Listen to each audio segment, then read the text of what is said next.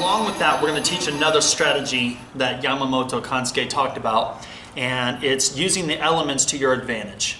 Okay? And this is something that we all talk about in ninjutsu. Using the elements to your advantage. You grow stronger as the enemy grows weaker, right? And I could make you guys 1,000 lessons based on this concept. No matter what the situation is, no matter where you are, you will be surrounded in a specific situation and a specific element. And I'm not talking about elements in the sense of water or earth or wood, or you know what I mean? I guess I should say is I'm not just talking about those elements of earth, wind, water, fire, void. I'm talking about the elemental aspect of the surroundings, the situation. Where are you? What is your advantage? What is your disadvantage? What is the terrain? What is your advantage? What is your disadvantage? No matter where you are in a position to take advantage of the terrain.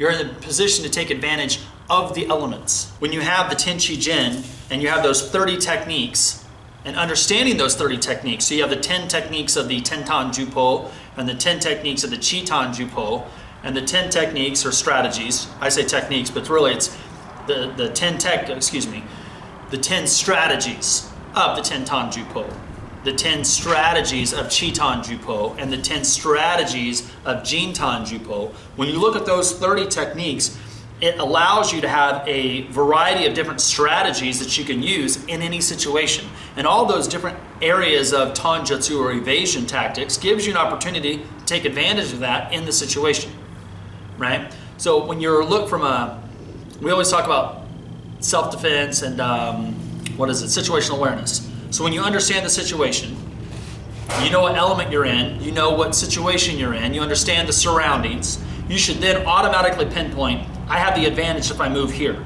I have the advantage if I move there. I don't have the advantage if I move here, and I don't have the advantage if I move there.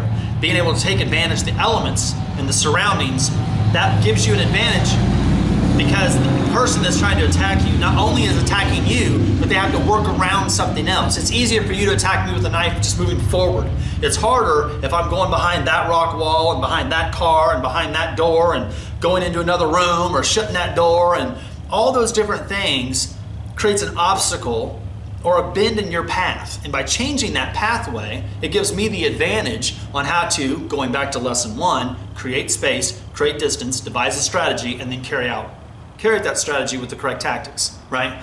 Now, Yamamoto Kansuke does say the elements can also work against you. He says, do not place the rocks, the ponds, the lakes, or any of these type of elemental aspects behind you, because if you put them behind you, it can be used against you. I think when you think about it from a sword, knife, people out in the backyard that's fucking killing each other on a battlefield or whatever. If my back is to the cliff, if he backs me up, I'm going off the cliff.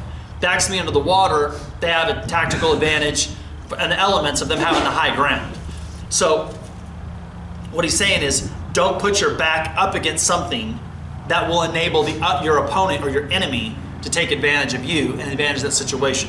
You should turn that around to where you can take control of that. If you limit their movement, but then expand your movement, you have a huge advantage.